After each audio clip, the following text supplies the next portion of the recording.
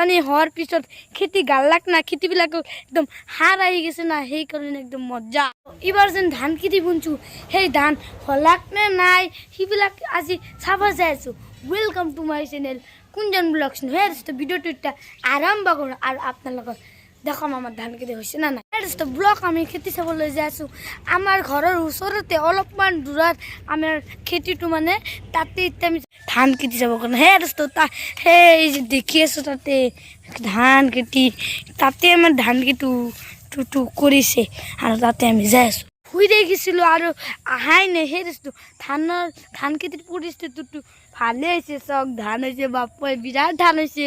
এইবাৰ মানে আমাৰ ভাগ্যটো ভালে এতিয়া যিমান আমাৰ গাছে অলপ জেগাই 1 বিঘাও গাৰা নাই তাৰ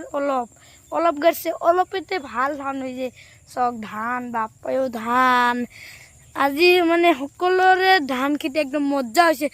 বান্ধ আগতে পানী হৈছে না আৰু তাৰপিছত পানী হোৱাৰ পিছত মানুহে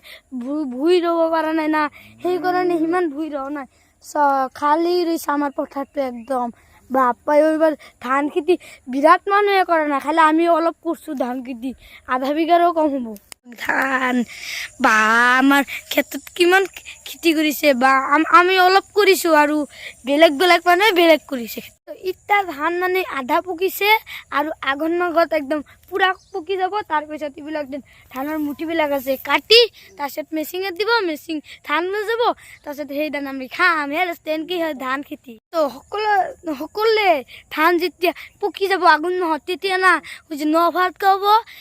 আমিও খাম ন ভাত আপোনালোকেতো নিমন্ত্ৰণ যাই ল'লোঁ আমাৰ ন ভাত খাব আইফাৰ কাৰণে আপোনালোকে আহিব নিশ্চয় আমাৰ